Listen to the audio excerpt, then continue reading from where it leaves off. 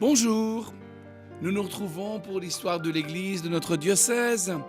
Nous nous sommes quittés sous le pontificat du pape Saint Léon IX, qui avait d'abord été évêque de Toul, qui avait été élu évêque de Toul, et qui, comme évêque de Toul, avait été élu pape le 12 février 1049. Saint Léon est un pape très mobile, qui a pris à bras-le-corps la réforme de l'Église, et on va voir qu'à Toul, il y en avait aussi besoin. Et nous le voyons voyager, c'est incroyable. En septembre 49, il est à Toul, après avoir visité la Rhénanie. En octobre, il est à Reims, à Mayence. En novembre, en Alsace, à Remiremont, à Saint-Dié. À l'automne 50, il est à Besançon, puis il repasse à Toul pour la canonisation de Saint-Gérard. Il rentre à Rome en 1051, après avoir visité toutes les provinces du Danube. Et son dernier voyage, c'est 1052-53. Vous voyez, voilà, ce pape extrêmement dynamique, mais qui meurt en 1054. Alors revenons à Toul. Quittons Rome et quittons la papauté pour nous retrouver à Toul au XIe siècle, l'époque où nous sommes. Quand on regarde une carte de cette ville de Toul du XIe siècle, on s'aperçoit que la disposition des lieux religieux ont très peu changé. Le groupe cathédral, avec l'église commencée par Saint-Gérard, est construite en pierre, c'est la première. Les successeurs ont poursuivi son œuvre, en particulier l'évêque Pibon, qui est évêque de Toul de 1069 à 1107, nous en reparlerons bien sûr, qui a fini la façade, la fameuse tour de Pibon, une façade assez massive de la cathédrale, qui ressemble, si on veut avoir une idée, à la façade actuelle de l'abbaye de Marmoutier en Alsace. Et puis il avait offert aussi, au-dessus de l'autel, une magnifique couronne de lumière, finement sculptée, qui brillait de 90 cierges. La cathédrale, commencée par Saint-Gérard, est finie au XIIe siècle. Il a fallu un siècle, et elle est consacrée par le pape Eugène III, le grand disciple de Saint Bernard, le 3 octobre 1147 ou 1148, en présence de 18 cardinaux, de nombreux évêques, sauf celui de Toul, puisque l'évêque de Toul, qui est à l'époque Henri de Lorraine, et qui va régner de 1126 à 1165, était parti en croisade pour se convertir. Nous savons en effet par Saint Bernard, venu fréquemment à Toul, que l'évêque Henri s'occupait bien peu de ses fidèles et beaucoup de son argent. Voici un extrait d'une lettre que Saint Bernard adresse au pape Eugène à ce sujet. C'est la lettre 178. « Voyez ce que vous ferez dans ces diocèses, surtout ceux de Metz et de Toul. Car je l'avoue en vérité, ils paraissent être sans évêque, et plût à Dieu qu'ils fussent sans tyran.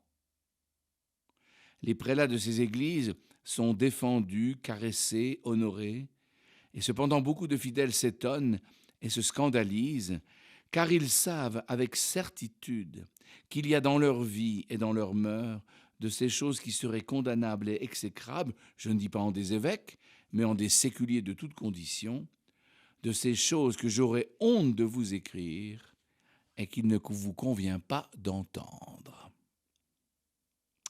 Bernard connaît bien Toul. Et donc, il a réussi à susciter tout de même un désir de conversion chez Henri de Lorraine, qui reviendra de croisade transformé, pas encore un saint, loin de là. Autour du groupe cathédral de Toul, on trouve d'autres églises. Saint-Jean-des-Fonts. Vous vous rappelez qu'il y a l'église Saint-Étienne, l'église Notre-Dame, et puis la Mère de Dieu, et puis il y a l'église ronde des fonts baptismaux. Cette église qui était donc l'ancien baptistère de la cathédrale, au XIe siècle, est devenue une paroisse, une église paroissiale. Et on n'y fait plus les baptêmes. De l'autre côté de la cathédrale, ça c'est, si vous voulez, sur le flanc sud, sur le flanc nord, il y a la paroisse, l'église Sainte-Geneviève, qui est la paroisse de l'évêque, d'où il reçoit à l'époque et jusqu'à la Révolution française, chaque dimanche, l'eau bénite et le pain béni qu'on lui apporte avec le baiser de paix. L'église Sainte-Geneviève, elle est encore visible aujourd'hui, rue de Rigny, derrière la série de garages qui honore cette rue. Sur la droite, quand on descend, on voit encore une ogive, une fenêtre ogivale, et on voit le toit et le corps de bâtiment de cette église qui est devenue une maison particulière et qui contient encore des voûtes. Ensuite, il y a la collégiale Saint-Jean-Gou qui est au bord des remparts et qui est donc la grande collégiale pour les gens de Toul, pour les citins, et qui est très très liée dans son esprit à la ville de Toul, à la communauté urbaine, alors que la cathédrale et les églises, c'est un peu retiré au-delà de la rue de Michatel, un petit peu comme un cloître. Donc la collégiale Saint-Jean-Gou, une paroisse qui a été créée par Pibon, qui s'appelle Saint-Vaast, en souvenir du catéchiste de Clovis et de l'évêque d'Arras. Et puis, hors de l'enceinte, 2 vieilles paroisses fondées par Saint Gauzelin, Saint-Amand et Saint-Aignan. Saint-Amand, l'église, elle est encore aujourd'hui un peu visible près de la synagogue, au milieu de la place, là, dans ce centre maintenant de la ville de Toul, qui garde en gros l'emplacement de ce que pouvait être cette église Saint-Amand, hors des remparts à l'époque. Voilà donc l'équipement toulois des paroisses, donc ça fait quand même pas mal, n'est-ce pas, hein? Donc pour une petite ville. Les églises de l'époque sont construites dans le style qu'on appelle roman, qu'on va appeler roman, dont certaines subsistent encore de nos jours, et on en trouve même hors de Toul, dans quelques villages, des églises qui ont réussi à échapper aux guerres successives qui ont ravagé notre pays. En général, elles sont perchées sur une colline, sur une hauteur par rapport au village, ou bien dans la pente. Une des raisons est tactique. Elles peuvent servir de refuge en cas d'attaque du village. Mais il y a une raison mystique. Le mot paroisse vient du grec et veut dire ce qui habite à côté ou séjourner dans un pays comme un étranger. Cela rappelle la tente de la rencontre dans la Bible, qui durant le séjour d'Égypte, à la sortie d'Égypte et du séjour dans le désert, était hors du camp, à quelque distance du camp. De plus, pouvoir monter pour aller à l'église, par exemple à Barizay-au-Pin, qui est Barizay-la-Côte, qui est une église romane en partie, eh bien, on monte du village pour aller, ou c'est la même chose à Allan, eh bien, ça exprime cette élévation spirituelle qui est nécessaire à la prière. Alors, nous avons dans le Toulois un certain nombre d'églises romanes intéressantes qui ont été plus ou moins transformées. Elles ne sont pas que romanes, mais elles ont des parties romanes et un peu gothiques. Je parle à Écrouves, de Barizay-la-Côte, d'Allan, de l'ancienne église de Brulay, de Montlétroit, pour ne citer que quelques-uns. Les tours de ces églises ont été ensuite transformées en tours de défense, de refuge pour le village, refuge pour les provisions du village et pour les habitants du village en cas d'attaque. Vous avez ça à Allan, à Barizay-la-Côte, à Bouc, à Domgermain, à Villers-Saint-Étienne, à Domèvre-en-Haye. D'autres églises ont gardé leur tour romane et ont construit une autre église à côté de la tour romane, par exemple Andilly, Chaulois, Écrouves, Bagneux. Dans le clocher trouvaient place les cloches, comme le nom l'indique, mais aussi les excommuniés, les pécheurs publics, les étrangers inconnus et les gueux. C'était sous le clocher qu'on accomplissait les exorcismes du baptême, la bénédiction des relevailles, 40 jours après la naissance des enfants, l'échange des consentements de mariage.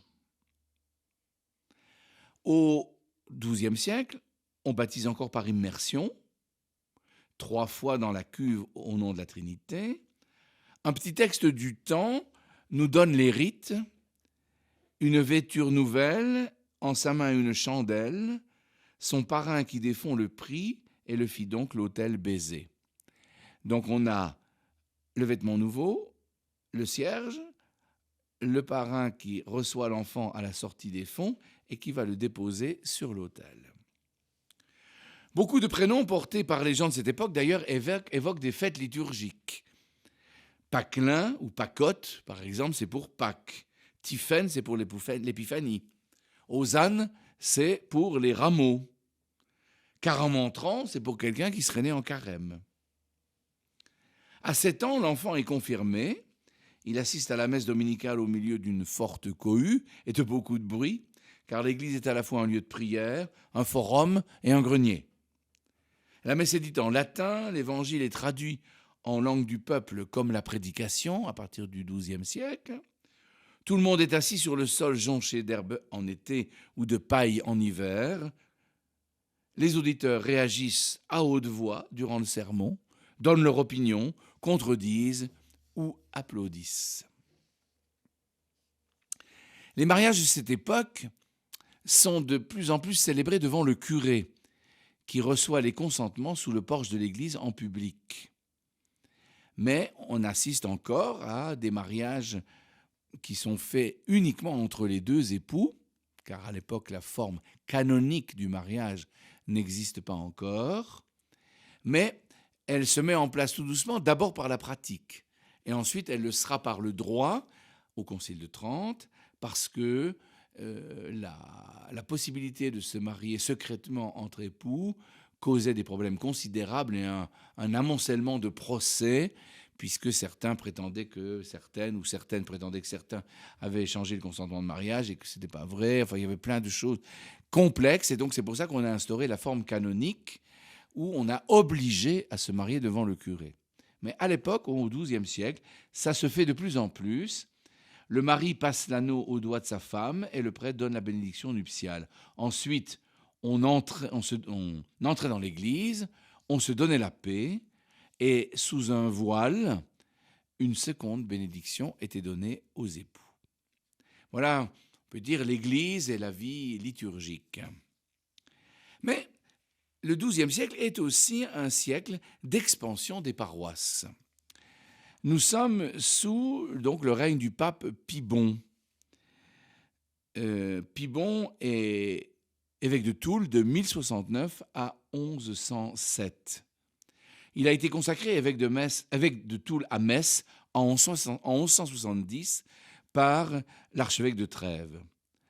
C'est une personnalité exceptionnelle, ambivalente, prise entre pouvoir temporel et réforme de l'Église, prélat politique devenant petit à petit davantage évêque à travers un long chemin spirituel difficile. RCF Lorraine-Nancy, la joie se partage. À Nancy sur 93.7, à Longwy sur 101.4. Pie-Bon était originaire de Saxe. Il était le fils de Thiémar, le grand maître de la maison de l'empereur Henri III. Il reçut une très belle éducation, mais quand il arrive à Toul comme évêque, il ne parle pas la langue romane qui est parlée à Toul, mais il parle le germanique. Et il dut apprendre, et il le fit, cette langue pour pouvoir s'adresser à ses diocésains. L'empereur Henri IV, 1053-1105, c'est l'empereur qui dut aller à Canossa se réconcilier avec le pape Grégoire VII, était à Toul au moment de l'élection du nouvel évêque. Pie-Bon succède à Odon, qui avait succédé lui-même à Léon IX. Quelques-uns des seigneurs de sa suite engagèrent les chanoines à porter leur suffrage sur Pie-Bon, qui était l'aumônier du prince et qui était le chancelier de l'Empire. L'avis fut suivi et Pie-Bon fut élu par le chapitre. Seulement, son épiscopat commença mouvementé, car en pleine réforme grégorienne, c'est-à-dire de réforme où le pape arrachait les nominations épiscopales abbatiales aux princes et luttait contre la simonie, c'est-à-dire l'achat des charges ecclésiastiques, Pie-Bon fait figure d'homme de l'empereur. Et son élection, une élection sous pression. Un clerc de Toul alla même jusqu'à accuser Pibon de simonie devant le pape en 1074. Simonie, cela veut dire qu'il aurait payé une somme d'argent à l'empereur pour être élu évêque de Toul.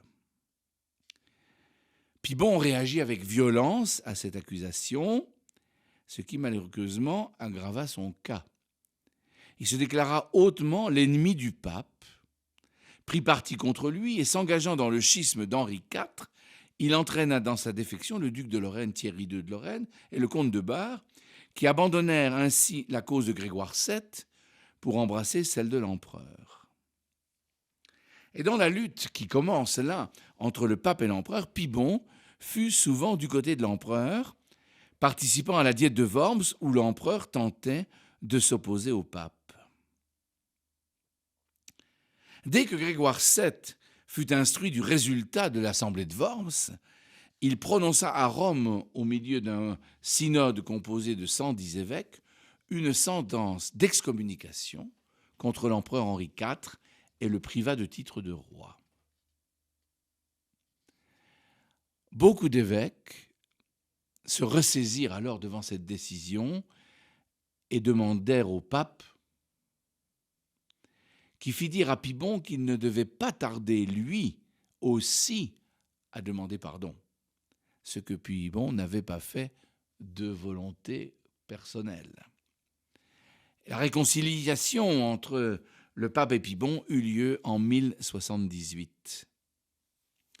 Mais l'empereur, lui, de son côté, persévérait dans son opposition et voulut que lors d'une assemblée d'évêques à Mayence, en 1080, le pape soit excommunié. Pibon, lui, là, sut rester fidèle à la foi de l'Église et il résista à l'empereur. Il s'échappa de nuit de l'Assemblée pour aller à Rome, où il fut accueilli évidemment avec paix. Pibon, converti et apaisé, partit alors en pèlerinage à Jérusalem avec le duc de Luxembourg.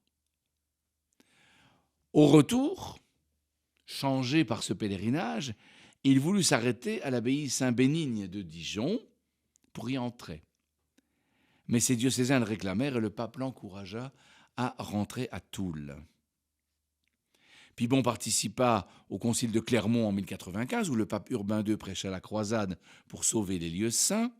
L'évêque répercuta l'appel du pape dans son propre diocèse, où une bonne partie de la noblesse d'ailleurs se croisa. Il fonda à Toul l'abbaye Saint-Léon, confiée à des chanoines réguliers, c'est-à-dire des chanoines religieux, pas comme les chanoines du chapitre de la cathédrale. Et Saint-Léon, pourquoi? En l'honneur de Saint-Léon IX. Et, comme je l'ai déjà dit, acheva la construction de la cathédrale avec la façade. Mais d'un point de vue pastoral, Pibon eut, lui, l'audace de créer de nouvelles paroisses. En effet, les paroisses de l'époque étaient héritées des premiers siècles de l'évangélisation et regroupaient beaucoup de villages et beaucoup de surfaces. Par exemple, la paroisse de Dommartin sous Amance comprenait les 7 villages de Dommartin, les Saint-Christophe, Eulmont, Blanzet, Séchamps, Lettres sous Amance et Amance. Ou bien un autre exemple, la paroisse de Ville-en-Vermois comprenait les villages de Villers-les-Nancy et de Laxou. Vous voyez la distance entre les villages et le centre de leur paroisse. Seule la paroisse était autorisée à avoir une église, un baptistère et un cimetière. Cela voulait dire que pour les grandes étapes de la vie, les habitants des villages, par exemple de Laxou ou de Villers, devaient aller faire baptiser leurs enfants à Ville-en-Vermois.